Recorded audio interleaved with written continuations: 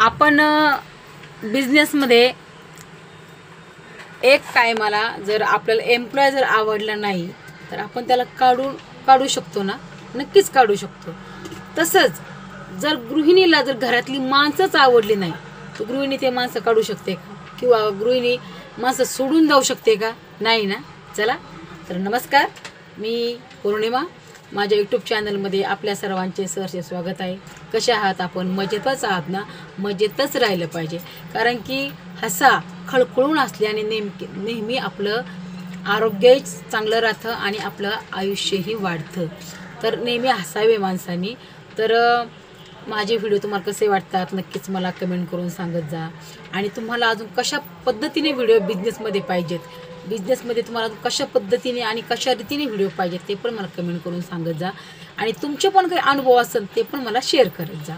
आणि तसेच तुम्ही जी आम्हाला प्रेम पाठिंबा देता ना, त्याच्यातून आम्हाला एवढी प्रेरणा मिळते ना की चला बाबा, आपण मराठी उद्योजक आहोत ना, याचा आम्हाला गर्व आहे की आमच्या पाठीशी आपले भाऊ आणि बहिणी पाठीशी सक्षमपणे उभ्या आहेत आणि आपण हे करूही शकतो असं आम्हाला नक्कीच वाटतं. तर चला तर आजच्या व्हिडिओला स्टार्टअप करूया. तर मागचा व्हिडिओ मी तुम्हाला बनवला होता, आता जस्ट बनवला आहे, की आपण शाळेची लाईफ एकदम मजेदारपणे जगतो. बरं, त्या लाईफला आपण एवढं हे घेत नाही ना, की चला जाऊ द्या असंच करतो आपण. पण नंतर आपल्या शाळेचं महत्त्व कसं कळतं त्याच्याबद्दल मी व्हिडिओ बनवलेला आहे.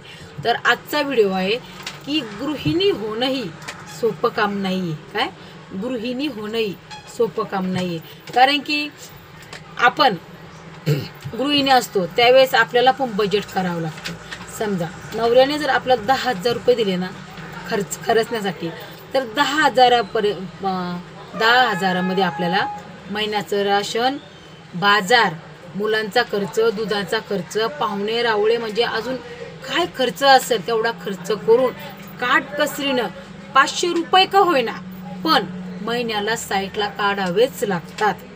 समजा भाजीला काही नसेल तर भाजी ॲडजस्टमेंट कशी करायची ही फक्त लेडीजलाच माहिती आहे. कारण की समजा भाजीला आता काहीच नाही तर आपण काय करतो, बेसन, परत बेसनापासून मासवड्या करतो आपण. परत म्हणजे ज्याला जे सुधरण त्या पद्धतीने आपण अरेंजमेंट करतो का नाही.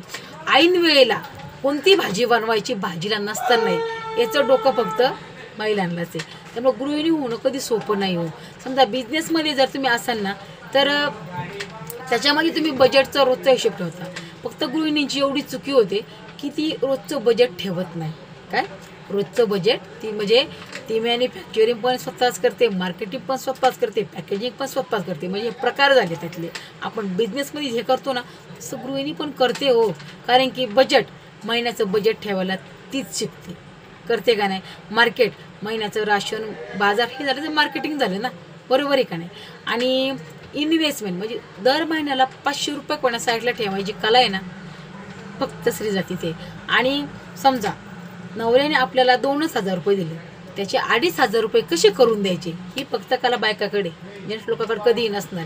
कारण की तुम्ही कधीही घरात जा, तुम्हाला तांदळाच्या डब्यात, डाळीच्या डब्यात, शेंगदाण्याच्या डब्यात, साखरेच्या डब्यात 10 रुपये 20 रुपये 10 रुपये 20 रुपये टाकलेलेच असतात. कारण का इमर्जन्सी माणसाला माहिती की बँकेतून एक वेळेस पैसा येईल त्याला व्याज भेटेल, पण तो टायमावर नाही भेटणार. पण बायको ही अशी बँक आहे, भले तुम्हाला त्याच्यातून व्याज कमी भेटेल, बरं 100% रक्कम दुप्पटच भेटणार. काय 100% रक्कम तुम्हाला दुप्पट भेटणार. म्हणून बायकोकडेच पैसे ठेवायला देत जा. कारण सेव्हिंग करायची तेवढी बँकेला बी माहिती नाही तेवढं स्त्री जातीला माहीत असतं. आणि एक म्हणजे बिझनेस करताना समजा आपल्याला एखादा एम्प्लॉय जर नाही आवडला तर आपण त्याला काढू शकतो ना. ए बाबा, तुझं काम मला आवडत नाही आणि तुझा स्वभाव मला आवडत नाही, तुझं माझं टिपण बसत नाही आणि त्यामुळे मी तुला काढून टाकले, विषय फिनिश होतो. परत संसारामध्ये स्त्री जातीला तसं नसतं. घरामध्ये गृहिणी होणं सोपं नसतं. समजा सासू सासऱ्यासंग टिपण नसेल बसत तर ती घराच्या बाहेर त्यांना काढू शकते का, किंवा ती तरी स्वतः घराच्या बाहेर जाऊ शकते का? नाही, कारण तिचं मुलामध्ये जीव अडकलेला असतो. त्यामुळे ती सासू सासऱ्यालाही काढू शकत नाही आणि स्वतः बी जाऊ शकत नाही.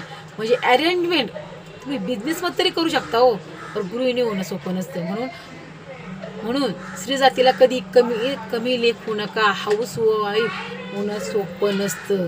तो जॉब एवढा कठीण आहे, एवढा टफ आहे, तर तो जॉब एकच दिवस फक्त जेंट्स माणसाला करायला द्या.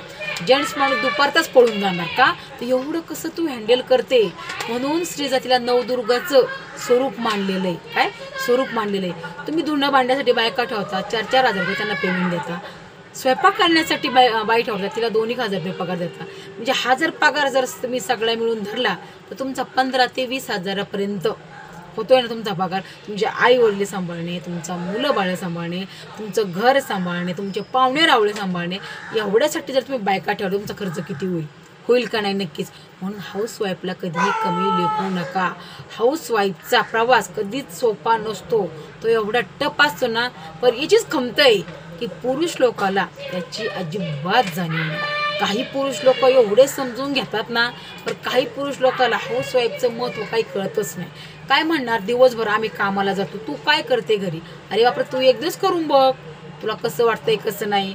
म्हणजे कसं आहे, घरातील जी आता भूताचं कसं असतं, आपल्याला भूत दिसत नाही, पण ते असतं ना, देव दिसत नाही, बट तो देव असतो ना. तसं महिलांचं झालेलं आहे. दिवसभर कितीही काम करा, तर महिलांचं काम नाही दिसणार. आणि 5 मिनिटं जर ती मोबाईल घेऊन किंवा रिमोट घेऊन बसली ना, तर सासू सासरे म्हणा, मिस्टर म्हणा, लगेच करणार. दिवसभर काय करते? मोबाईल तर बघते आणि TV तर बघते. बरोबर आहे ना माझ्या मैत्रिणींनो? तर हाऊसवाईफला कधीही कमी समजायचं नाही. तीही एक बिझनेसच करत असते तुमच्या घरचा. त्यामुळं हाऊसवाईफ ही एक अशी व्यक्ती आहे, तिची जागा कोणीच घेऊ शकत नाही. म्हणून हाऊसवाईफला कधी कमी लेखू नका. नमस्कार.